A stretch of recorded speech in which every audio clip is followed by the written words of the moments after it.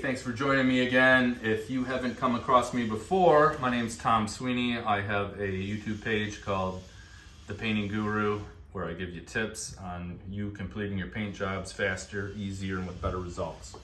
Now, I got a quick tip for you here, rolling in tight spaces, and we got a little soffit right here. It's about 14, 16 inches, and there's a technique to it. I like using my 14-inch pad. You use a 14 or a 9.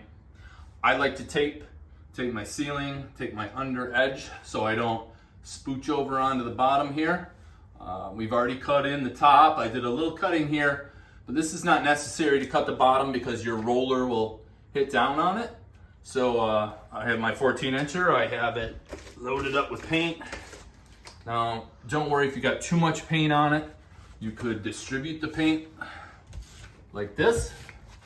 Once you get enough off your pad, then you can come back and work it in. Now, here's the first thing I don't want you to do. Do not roll it like this, with the up down. Okay, you're creating a stipple in two different directions, and when the sun's shining on your wall and you look at it, you'll see that up down pattern. So in these little spaces, go straight up and down. Move over, straight up and down. All right, you getting it? So I'm not worried about paint going over. I got my tape protecting the bottom of that soffit.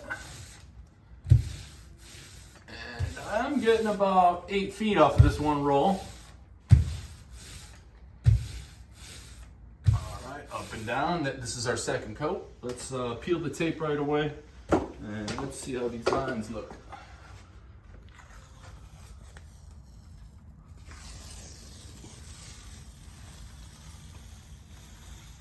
Ooh, baby.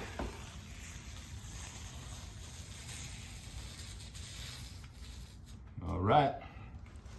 Now you got it. Now it's your turn. Hey, come back and look at my other videos. I really appreciate it. Thank you very much, and good luck on all your painting projects.